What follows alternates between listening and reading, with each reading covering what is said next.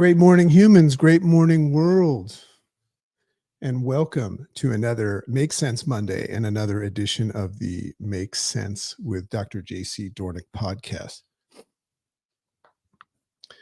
So I want to welcome you today to this episode where we're going to dive deep into the complexities of human desire and the relentless pursuit that we have for more. We're going to explore why we often find ourselves seeking greater happiness, health, and wealth, and how this endless pursuit shapes our lives, or has a tendency to shape our lives, doesn't it?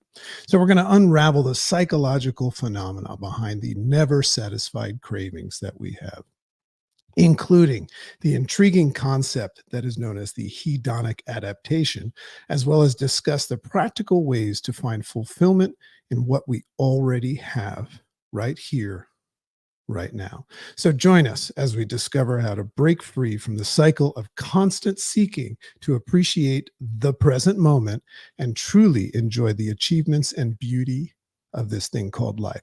So stay tuned for this episode to uncover insights that could transform your approach to personal growth and happiness. Isn't that fun? That's my intro. So welcome to Make Sense Mondays, everybody. We are live, and this episode is called The Trouble with Wanting More. So as we are live right now, I just want to kind of go around in the live format that shows up on YouTube. Remember, this is the Make Sense with Dr. JC Doornick podcast. So at the end of the day, the team edits the podcast version, shortens it up and cleans it up and takes out the great morning, Deb McIntyre. Great morning, Kristen Colombo. Good to see you. Great to see everybody coming in for the live Make Sense Mondays. Great morning, Susan. And great morning, world. Great morning, humans. Extremely grateful on this Monday. As I very often say, there's just a different way of looking at things. With the whole purpose of the Make Sense podcast, and most of the work and where my focus and energy is in helping myself and others change the way that they look at things so that the things that they look at change. Great morning, Chris. Good to see you. So that being said, this idea makes total sense for anybody. If I look out a window and I have some sort of an ability to change the way I look out that window, then the things that are outside of that window will change. And what an amazing skill set that would be for someone to accomplish. So the purpose of my work, purpose of this podcast, is to bring up topics that are very, very common.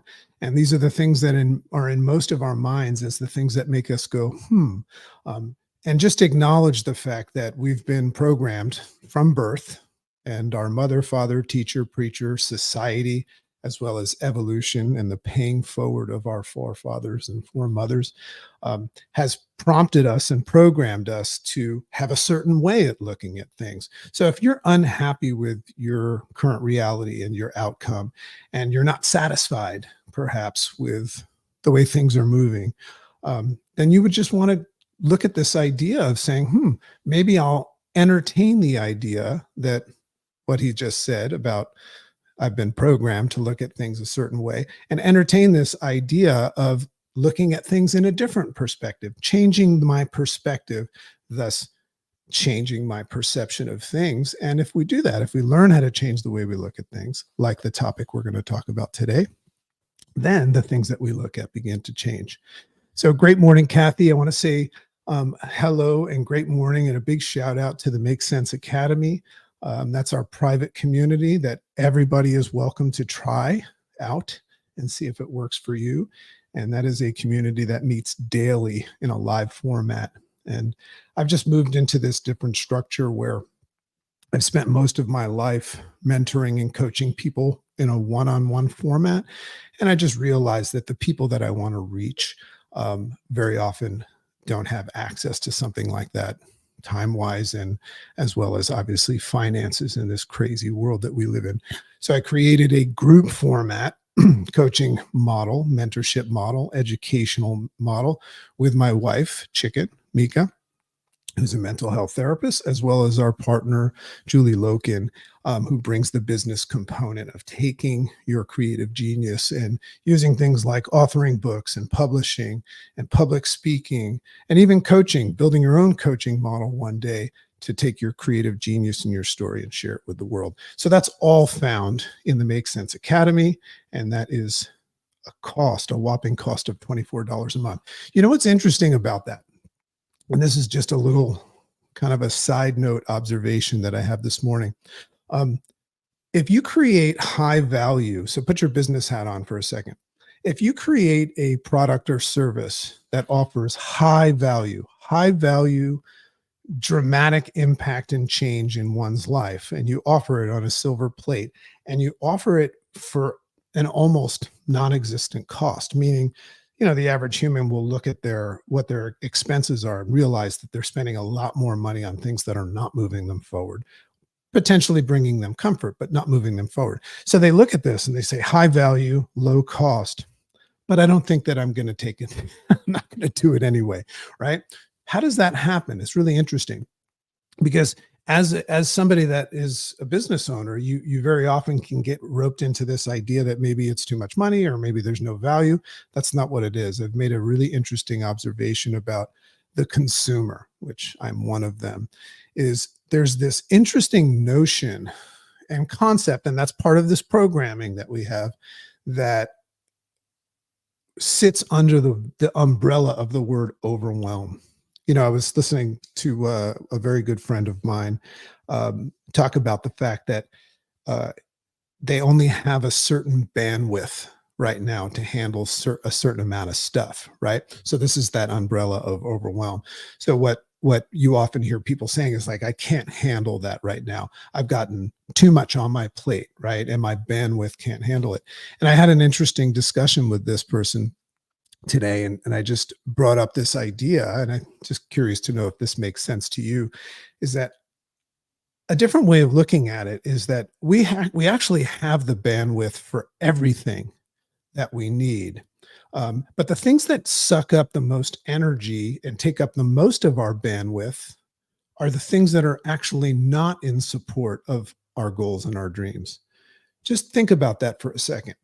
The things and people, flow burglars, time sucks, and sits under the realm of this thing called fake work, things that are not moving us forward but occupy a lot of our time, energy, and focus. I mean, everybody can identify some things that they're doing that have nothing to do with being in support of their goals and the dreams that they could minimize and get rid of and get off their plate and stop energy sucking from your bandwidth, right? Great morning, Vicky. So does that make sense to you? Is that idea, different way of looking at things? Actually, my bandwidth, my plate can handle everything that it needs to proceed. But the reason why the perception is that I'm overwhelmed is because there's things that don't make sense, things that are not in support of my dreams that are sucking up a lot of my bandwidth. So at this time, I don't have any room for something else like the Make Sense Academy or having a 30, 40-minute mastermind in the morning to get your mind right for the day. Interesting? Makes sense? All right. Um, Before I get into this episode, I just want to share with you something that I'm good at. We recorded a lot of video around it, but I tried, and I'd love to know from the live crowd or any comments if this makes the episode. I went into the Apple store, and for the first time, I'm very fascinated with virtual reality and augmented reality because I'm an advocate of entertaining the idea that this is all a simulation, right? So this idea of putting on goggles that take you to another place, it's fascinating to me because I have the ability to entertain the idea that that's no more real than this, right? So I tried the Apple Vision. I did a demo because I'm considering getting them. And oh my God, I mean, if you ever have the opportunity, go into the Apple store and request a demo of the Apple Vision, goggles. It's going to expand your mind the likes of plant medicine or some deep breath work and meditation. I mean, I'm telling you that the scary part of that experience is that I left it thinking this is very dangerous because I found myself enjoying that world and that reality more than this one.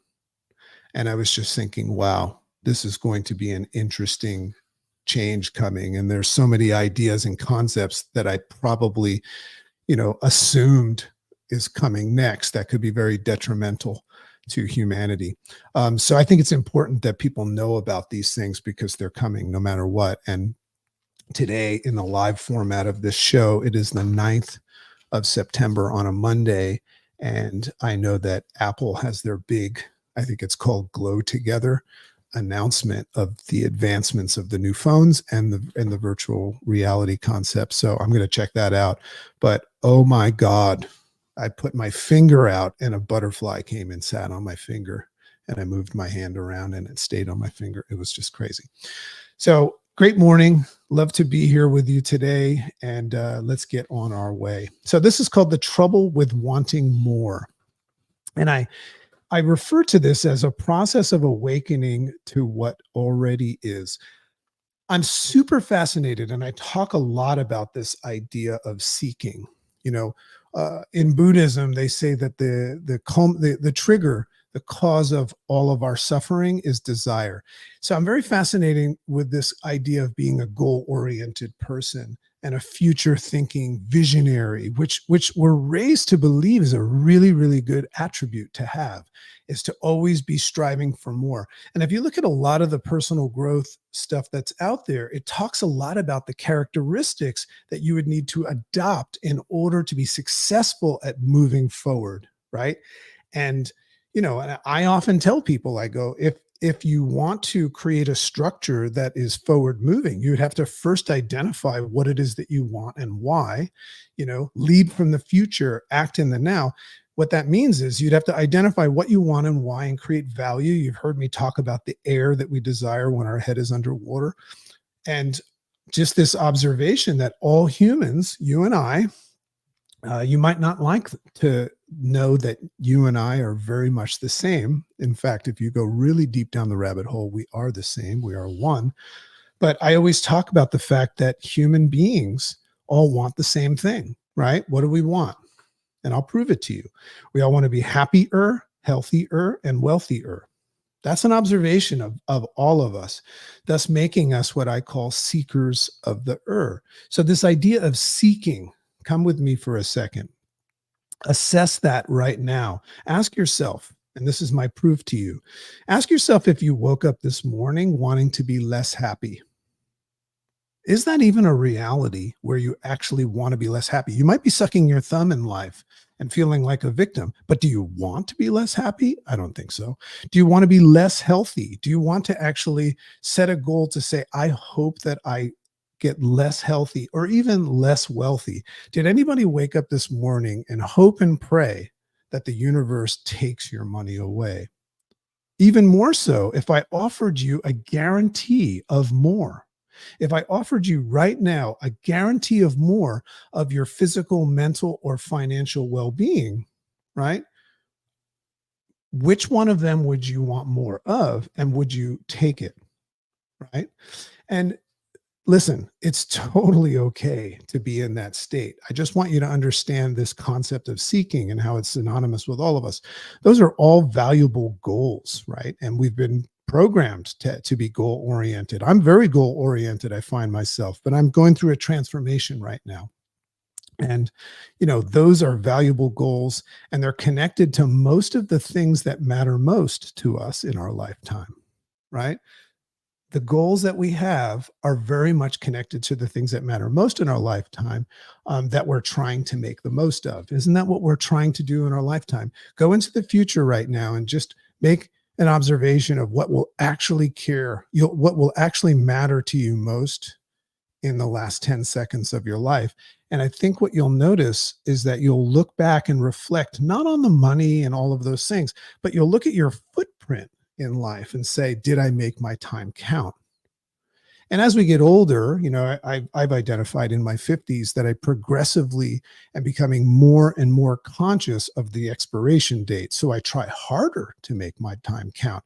And I find myself very often thinking that in order to make my time count, I have to set goals, right? So that's where I want you to go. So, however, the topic of discussion, the trouble with this natural unconscious drive to survive and thrive, which is natural selection, right?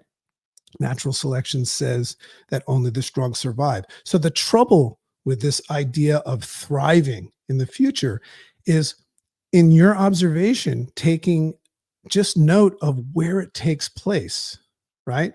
This idea of thriving, of all of the things that we seek and desire, and the goal oriented person, it's not taking place in the present moment, is it? So think about that for a second. The ego and all of its desires are forward projecting. This is the observation I want you to just make today, or offer you. You don't have to make it. The ego and everything that we seek and desire is forward projecting. So think about it. Where does desire, we talked about that with Buddhism, the cause of most suffering. Where does desire for more take place? Does it take place yesterday? No. Does it take place right now in the present moment? No. Any sort of desire or seeking of more is a projection of something that takes place in the future. Just think about that, marinate on that for a second. For those of you that are watching the live show, make comments, and ask questions. I would love to entertain any questions. That's my favorite way to fly.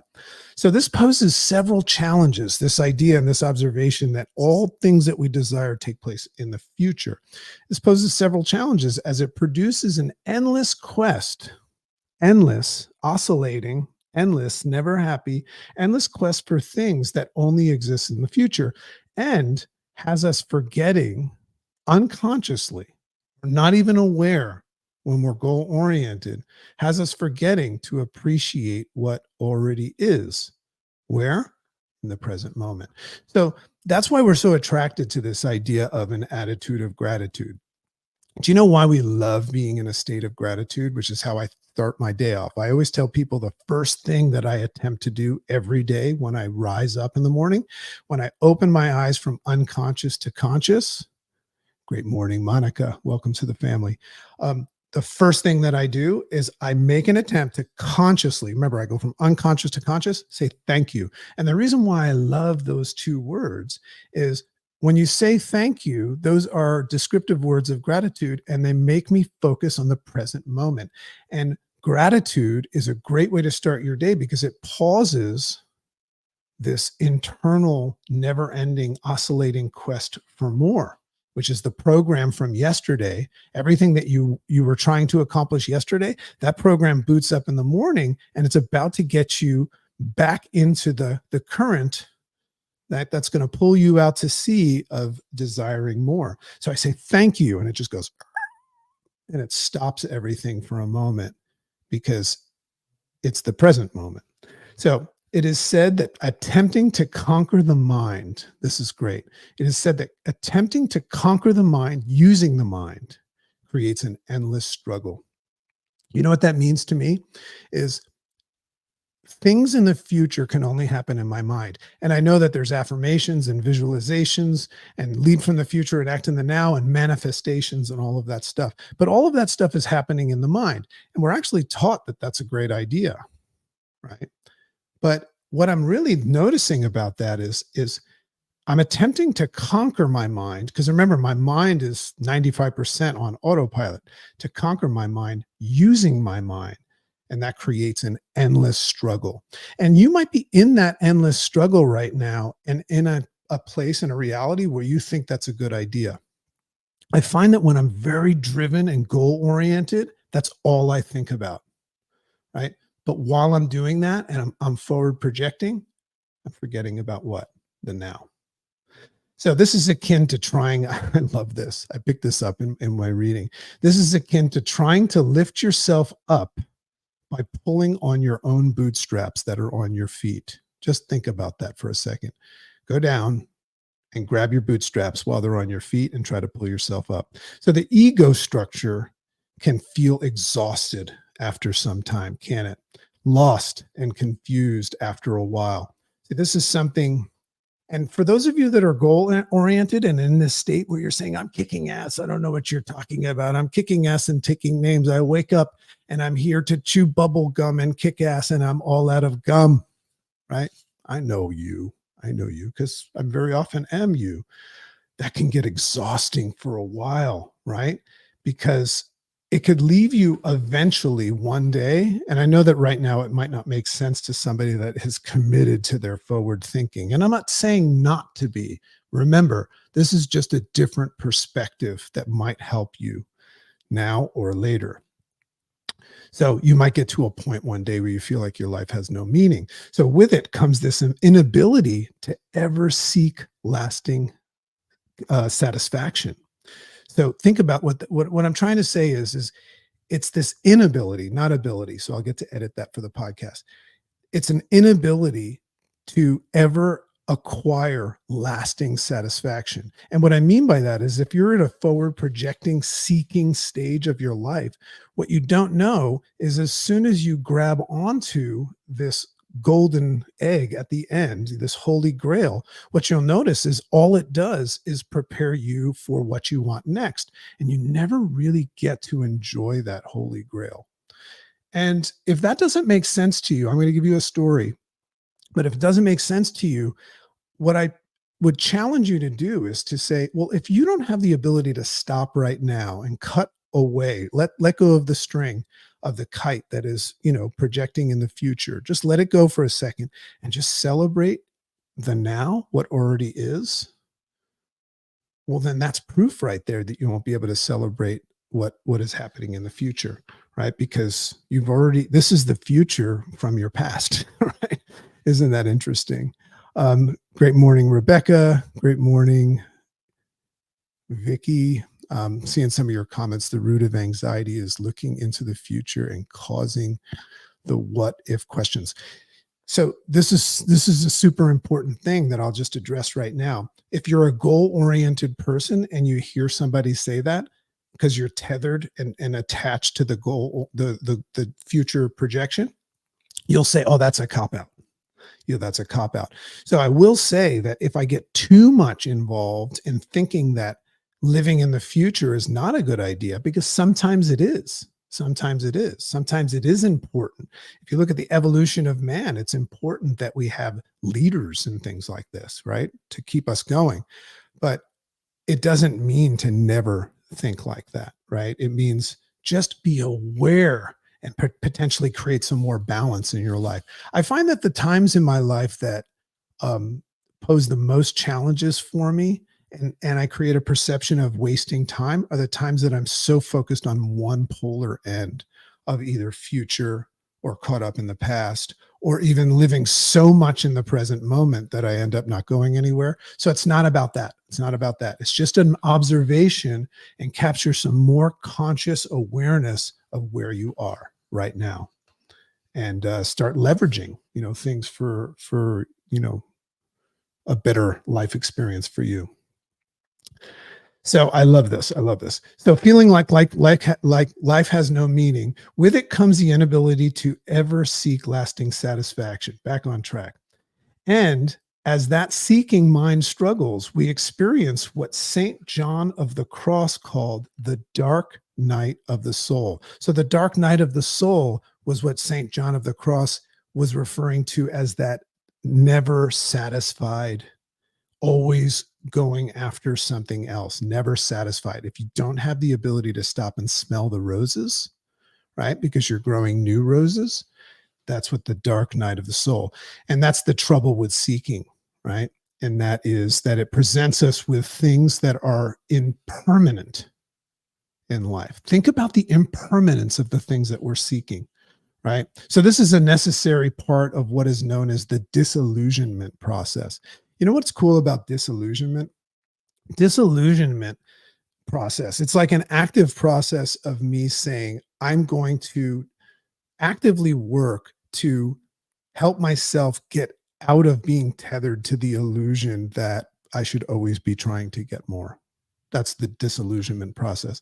So it's only by letting go of seeking, perhaps sometimes, right?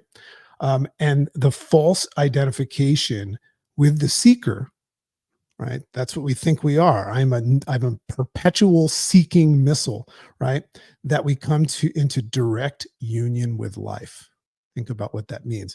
Is if it's only when we separate from the never lasting desire to seek more that we come into communication and access the union of life. And that's just this beauty that is happening right now, right? That's the roses and the coffee that we talk about smelling. So this means to come into direct contact and awareness what actually is right here, right now, in this present moment. And why is that important? Because I've gone through times in my life, and I don't know if you can resonate, where I don't think that's so important because I'm so focused on the future. So why is this so important? If you are incapable of doing so, well, then you will forever be held prisoner to your desires for more. I know that's the case for me. If I never ever am satisfied and celebrate in the moment, that would be hard. I'll share just quickly a story of this Rick Rubin. Do you guys know who Rick Rubin is? Rick Rubin is now, you see him on social media and become some sort of self-discovery, personal growth guru. But Rick Rubin was actually just a rock star record producer. That's how he got his fame. And he tells this story of getting a call from a friend one day asking him how he felt. And he explains that he never really realized this and thought about it until he got this call. But he got this call one day and his friend asked how he felt because he now was officially somebody that could claim that he one of his clients, and I don't know if you know the Beastie Boys, those are Dragon's favorite rock group or band, I guess, or rappers, right? Innovative guys, but their album License to Ill had hit number one on the charts. Now, what Rick Rubin realized in that moment, as he tells this story, I'll put the link to the interview that I found that with.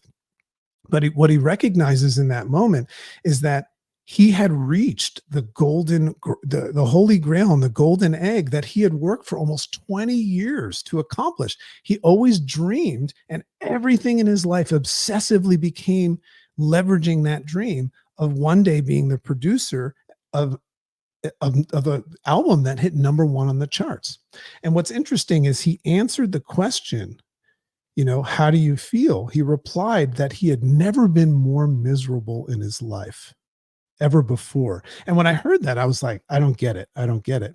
So this being an awakening for Rubin to begin his personal growth spiritual journey, because what he realized is that he just took 20 years of his life to achieve something that he thought was worthy of 20 years of his life, but it wasn't satisfying for him. He found himself just wanting more.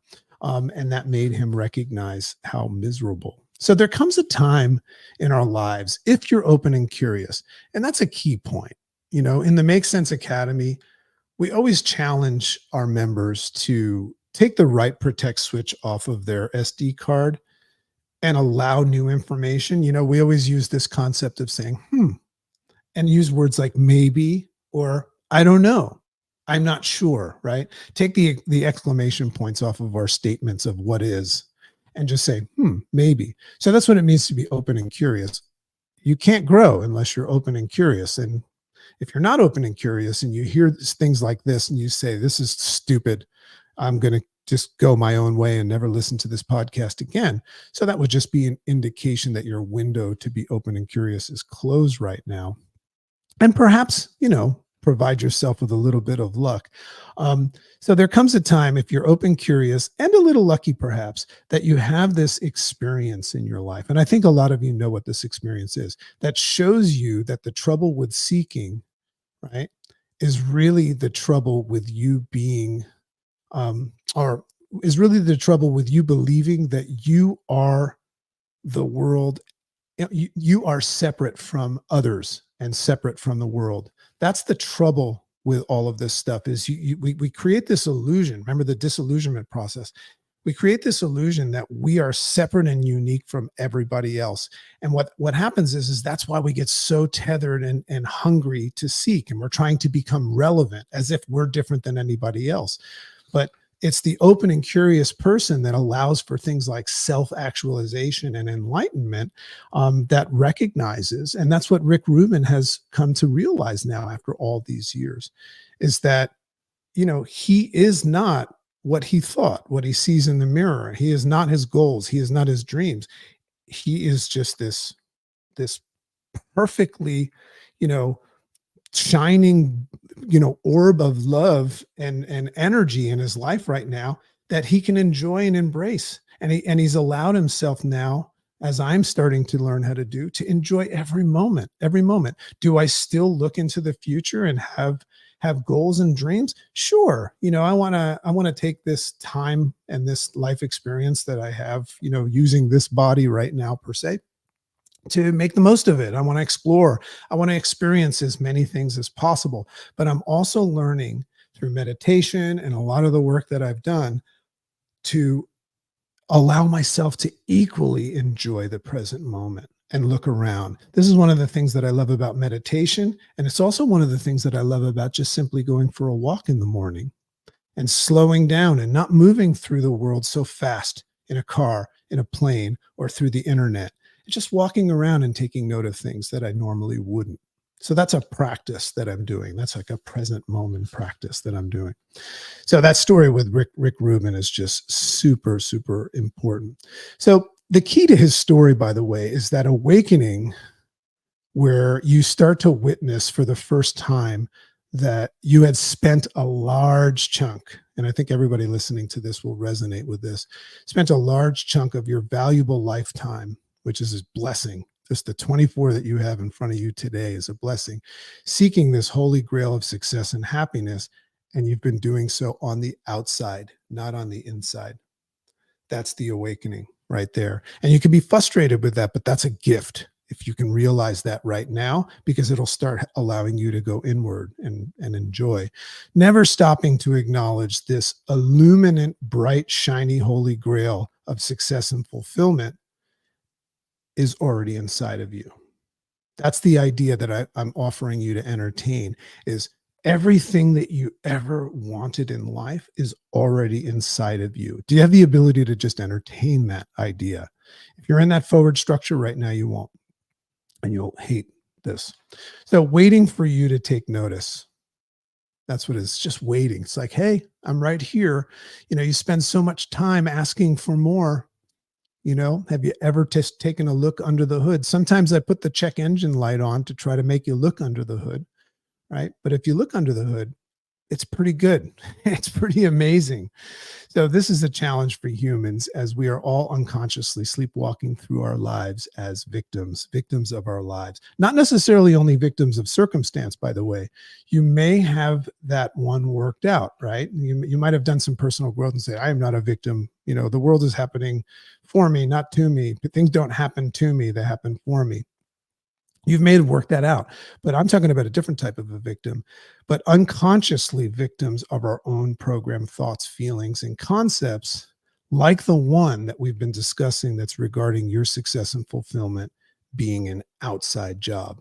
Are you a victim of that process of thinking that success and fulfillment is not something that's already in you? It's something that's happening in the future. Are you a victim of that concept? But if you are, it's not your fault, right? You are forgiven, for you knew not what you did. In fact, the best part of the awakening process is taking notice that you've been asleep and can now see the light. Awakening is boring and sucks if you've never been asleep. So if you're waking up right now to the fact that you've been asleep, don't be frustrated. Don't beat yourself up. It's what makes awakening and seeing light the best, right? Without dark, light is really, really boring, right? So I assume the light would be super boring to you if you've never experienced the dark. So love the dark, love everything. Perhaps the secret to reaching this self-actualized place of pure love and joy requires the release of that separation of you and yourself as a separate entity from the world. And this idea that you have to make something of yourself in the world. Release from that. Um, And you can do so through the available vehicles like, I mean, it's extreme. I've done a lot of work with plant medicine, but there's more natural, easy things that you can attain. Hang around with the right people. Make Sense Academy a big, great place. But there's meditation, deep breath work. I think that if you start practicing those things, and if you're seeking right now, that might be a great place to start. And it's free. I think if you practice those things, you're going to find that you, me, us per se, and the world are all one and the same. It'll take the pressure off of you of trying to be the best and things like that, which is good sometimes, but we're all one and the same, only confused by our bodies. I love this idea, and I'm going to talk about this next week. This idea of how we're always trying to be somebody and then recognizing one day that we're nobody. So we're only confused by our bodies, our identities and egos that we're using to travel around this world. Make sense? So what is this use? How does this, how do we take something like this discussion and use it? I don't know. It might be useful to you in the sense that you'd say, this guy's out of his mind and he thinks he's right. I don't. I don't at all. I just have this unique ability to look at all things, including your way. And that's why I love feedback and comments. Solution focus is my favorite. But if somebody has a different perspective, I appreciate it and I welcome it. Very often, some people kind of like feel the need to attack me because the idea of looking at other vantage points of things is very scary if you're holding on to this idea that you're what is right and what is wrong, good and evil and things like that.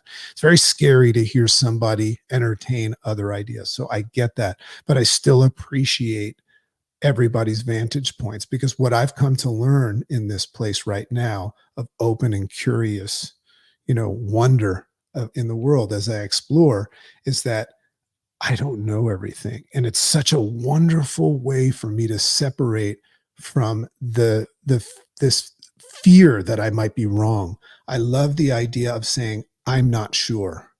Maybe let's have it. And when I hear things and I just say, I see your vantage point. I'm going to think about it and see if it resonates with me at this time, just as I'm inviting you to do with what I said. So I love to say, if you learned something today, give it away, and that's how it's going to stay.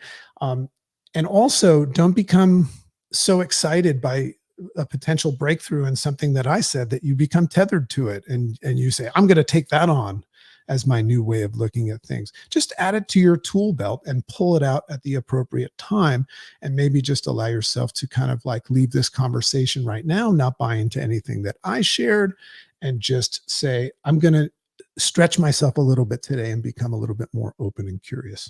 So I love and appreciate you all. I hope that you'll support and follow the podcast. A lot of fun stuff coming down the road.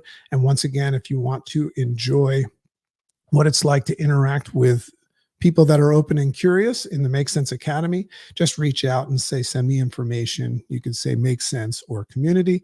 I'll send you information there. We're building this beautiful psychological safe haven where people are all okay with conversation and looking at things from all vantage points so that they can go out and say what works best for me. So love and appreciate you all. Have an amazing day, and I'll see you soon. Bye-bye now.